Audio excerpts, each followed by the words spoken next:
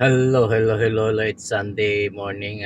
Magandang umaga po sa inyo lahat. Happy Sunday morning po at please Sunday morning po sa ating lahat. May love shoutout po sa lahat ng ating mga kaibigan OFW, sa ating mga subscriber, mga silent viewers. Maraming salamat po sa inyong lahat. At pagpalain po kayo ng Panginoon. Ayan. It's Sunday morning po at meron po tayong pasok sa ngayon na nandito na po tayo sa sasakyan. Naghahantay na po tayo ng ating mga pasahero kasi ang usapan dito ay mga 5:30. Pero Filipino time, it's 5:35 already. Pero wala pang kahit isang pasahero na dumarating. Talagang ganyan po ang Pilipino. Ayan, meron po tayong dahil holiday bukas po, ngayon po sinelebrate yung Labor Day. Ngayon po isi-celebrate yung Labor Day kaya medyo maaga tayo ngayon kasi mayroon celebration sa SMX sa Pasay City kung saan darating po yung mga matataas na opisyal ng Department of Labor and Employment at saka yung ating kasalukuyang namumuno sa ating bansa. Ayan, kaya naka-uniforme tayo ng red and white kasi ito yung alam nyo na kung bakit naka-red tayo. Hindi ko na po babanggitin sa inyo. Ayan, medyo bigyan natin ng confidentiality yung kaunti lang. Ayan, good morning po at pagpalain po tayo ng Panginoon. Ayan. Ito po yung ating ID. Ayan. Ayan, total wala naman po siyang pangalan. Pwede ko sa inyo ipakita. Ayan, 21st 21st celebration po ng Labor Day ngayon. Ayan po, kasama po tayo sa organizer ng Department of Labor and Employment. Ayan, yung kasama po natin nagkakape habang tayo naghahantay ng ating kasamahan sa trabaho. Ayan, bakit pala yung may ilaw kaya patay na. Ayan, as usual, lagi tayong naghahantay buhay driver po. Ayan, yung mga pasahero po pala natin ay mga kanay medyo kumbaga piling-pili lamang po dito sa aming opisina. Kaya dahil bago yung ating sasakyan, kung napupunan nyo medyo maluwag. Bagong-bago po ito yung ating service na pinapagamit sa atin kaya medyo mas gusto nila yung bago kaya tayo ang driver. Actually dalawa po kami, yung isa ay regular na empleyado dito sa agency. Ayan, sana all regular. At alam nyo na, konting kwentuhan lamang po tayo. Update lang po tayo sa ating mga video at maraming salamat nga pala doon sa patuloy na sumusuporta sa ating mga videos at sana patuloy niyo pong suportahan na yung ating channel para sa ating revenue. Ayan, hindi lamang po sa ating revenue kundi para makatulong din po tayo sa mga nangangailangan na mga kababayan po natin. Ayan.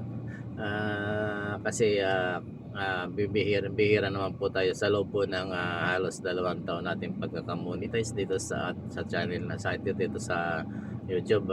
Hindi po tayo nakakasweldo ng maayos kasi hindi naman po kasi meron po tayong kailangan ni priority yung hindi po yung pagbablog kasi yung pagbablog po parang nalilibang lang po tayo sa ginagawa natin kaya na priority po kasi na host yung makapagpatapos ng pag-aaral ng anak kaya kailangan natin magtrabaho kasi hindi naman po stable yung kita natin sa YouTube kaya hindi natin pwedeng asahan na para makatustos o makatulong doon sa pag-aaral ng ating anak. Ayan, ganon din po sa aking pamilya na kailangan po natin silang pakainin ng 3 beses sa isang araw. Yung priority po natin yung ating pamilya siyempre. Kaya tayo nagtatrabaho para sa pamilya natin, hindi para kung ano pa man. Ayan, maraming salamat po sa aking may bahay at sa aking mga anak sa patuloy na suporta sa atin na kahit ng ganito, hindi tayo nakakasweldo ng maayos sa YouTube, patuloy nila po tayong sinusuportahan, ayan. Si Host nga pala po ay dati rin po akong OFW. Nagsimula po akong magtrabaho sa ibang bansa nung nagsimula po ako sa Saudi Arabia noong 1993 hanggang 95, 92, 90, sorry 92 hanggang 90, 93 hanggang 94, 95 at kasi hindi na po tayo nag-renew noon kasi medyo wala pa tayo nung anak, mas priority po natin na magkaroon ng mampunong pamilya, ayan.